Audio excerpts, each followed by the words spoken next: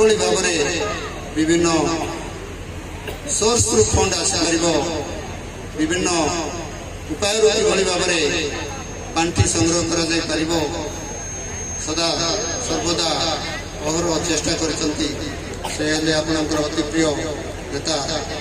माननीय विधायक श्रीयुक्त मैदरना महोदय जहाँकर आप्राण चेष्टा बल आज आम रौप्य जयंती पालन करुचे जे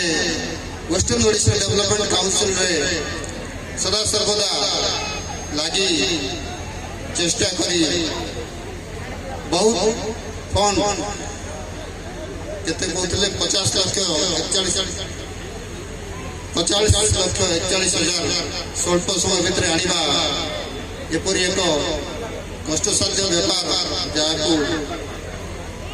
सक्षम करिपारिचंती संभव करिपारिचंती केवल केवल इच्छा शक्ति आपण मानकर भल पाइबा आपण मानकर एरिया रे तांकरी निर्वाचन मंडली रे एभली एक शिक्षा अनुष्ठान मनीष गढ़िबार कारखाना एवं समाज को गढ़ी तोड़िबार कारखाना समाज को गढ़ी तोड़िबार बिंधानी माने गढ़ी उठंतु कारखाना गढ़ी उठु एवं से कारखानार समस्त कर्मचारी समस्त अध्ययनरत छात्र छात्री मानकर भितरे धी शक्ति आध्यात्मिक शक्ति एवं चिंतन शक्ति भरी उठु ये उद्देश्य अभिमुख्य नहीं जे और चेष्टा कर अति प्रिय नेता